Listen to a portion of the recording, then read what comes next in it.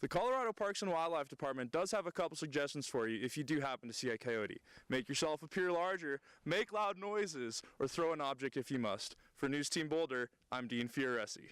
Users can come to this location on Regent outside of the campus police department to safely conduct their transactions and hopefully prevent further crime. Thanks, Alec. The CU women's lacrosse team finished a 2-game homestand, winning one of the 2 games against their opponents. Teams hope that these games will help them as they move down the stretch, heading towards the conference championships in early May. Pac-12 named Aubriana Torres the Women's Field Athlete of the Week following her standout performance at the Texas Relay. The Colorado women's volleyball team is taking 2015 by storm. Sasha Trope reports on why they won't settle for anything less than a championship. The Buffs are all set to play Cal today as they hope to get back on track from an already rocky season. Unfortunately for Boyle, he is not allowed to spend more than 2 hours a week working with players during the off-season. Residents in North Boulder have expressed their concerns due to a recent increase in coyote activity. Despite not finishing in the top 10, the team shot their best 18-hole team score in history on Friday, shooting 17 under par.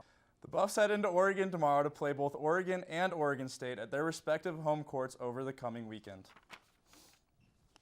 More good news for the basketball team this weekend, as Josh Scott was named one of the top 15 watch list members for the Kareem Abdul-Jabbar Center of the Year award. Scott is one of 3 players from the Pac-12 on the list, ranking second on the Buffs in scoring, blocks, rebounds, and field goal percentage. This is the first year the NCAA will be giving the award to honor the incredible career of Abdul-Jabbar, an NBA Hall of Famer and former National College Player of the Year from 1967 to 1969. By the end of the month, the list should be narrowed down to 5 finalists after the committee reviews their performances throughout the rest of the season. And those players will be invited to the awards presentation for all of college basketball in April. The Colorado women's basketball team continues to struggle this season, losing another game which puts them well below 500 on the year. Over the weekend, the women played the Washington Huskies and suffered a steep defeat thanks to the 3-point efficiency of the girls.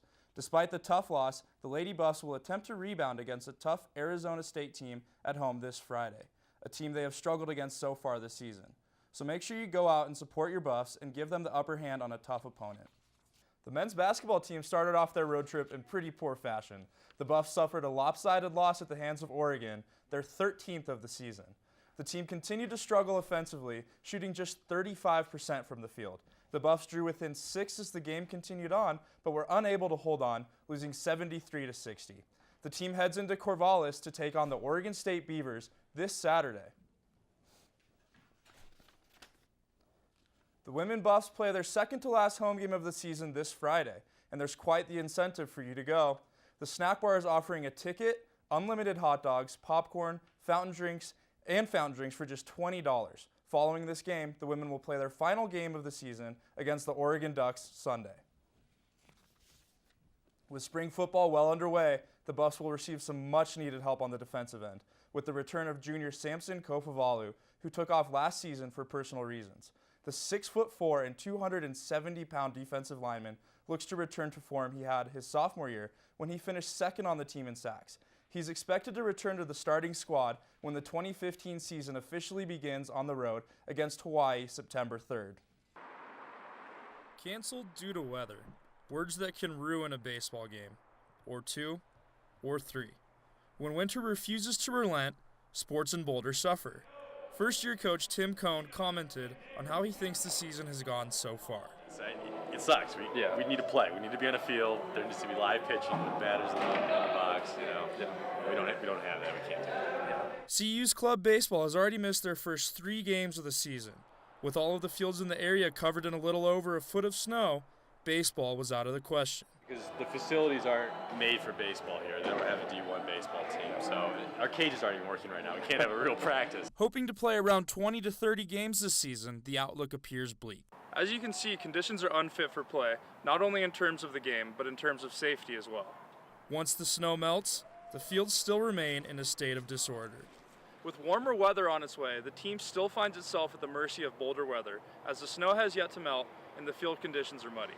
When field conditions can go from this to this in a matter of hours, baseball all over Colorado finds itself in a state of limbo. Due to heavy onslaughts of weather, which smother Scott Carpenter Park in snow, the team moves indoors, assuming space is available. Forced to share facilities unfit for baseball with other club sports, the team find themselves in an odd position, without any of the necessary resources they need to play year-round like most teams do. They need an indoor facility, and the fact that they paid to play just, they should be indoors so that they can have a full season. Despite the fact that players have to pay for the privilege of joining the team, and with complete unawareness of what lies in store for their season, they still find the time to play America's favorite pastime. I think it's just the love of baseball. It's kind of a good mix being a club team. As the season moves on and weather is sure to improve, the team's morale is high as they look forward to the upcoming streak of warm weather. For News Team Boulder, I'm Dean Fioresi. Following a string of practices that were conducted behind closed doors, the football team finally opened up their final practice to the public. Hundreds of fans found their way to Folsom Field last Sunday to watch the Buffs' annual spring scrimmage, which puts one half of the starting squad against the other half. Like the practices, the main theme of the scrimmage was defense. They started the game strong, returning an interception for a touchdown and containing an offense that has potential for explosive plays. Last year, the defense disappointed week after week, finishing at the bottom of the Pac-12 in most defensive categories. This year, the team's main focus is defense. Our defense got a lot better, a lot quicker, and they are hitting more their gap assignment like they are supposed to. After a disappointing showing last season, the Buffaloes defense hopes to have a huge upswing with the hiring of new defensive coordinator Jim Leavitt. Leavitt has taken the place of defensive coordinator. He started to groom the defense early to prepare them for the offense-heavy Pac-12. Along with Leavitt, the department also hired Coach Joe Tumpkin, formerly defensive coordinator of Central Michigan University. Since the hirings, the defense is making strides and are confident in what the new coaches bring to the table. It's good to have him. He's from Frisco. He knows how the process works. NFL process, college process. He's been through it. He's just a guy with a lot of experience. The team is focusing on building their strength and speed during the offseason now that spring practices are over. For News Team Boulder, I'm Dean Fioresi. The team continues their conference play against University of Northern Colorado this weekend at home. Head coach Tad Boyle is calling for more from himself and his players for the 2016 season. The Buffs will take on CSU tonight at 6 at the Coors Event Center for their first spring scrimmage of the season. With only one graduating senior and one transfer, the core of the team is staying to redeem themselves. The team only had room for 2 commitments this season, signing 2 European players in Thomas Akazili and Keenan Guzanich. There will be an informational meeting tomorrow at 5 p.m. in the Marketing and Promotions office in Folsom Field. Mike McIntyre's new defensive coordinator, Jim Leavitt, is going to become the highest-paid assistant coach in CU history. As the college basketball season continues, so does the high school season.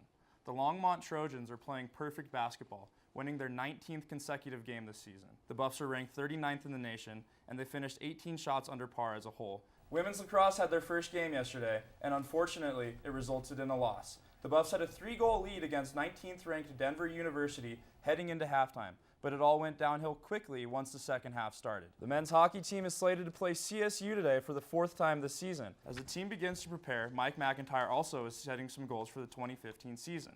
The Folsom Field renovations are well underway, but not very many people had any idea of what was going on.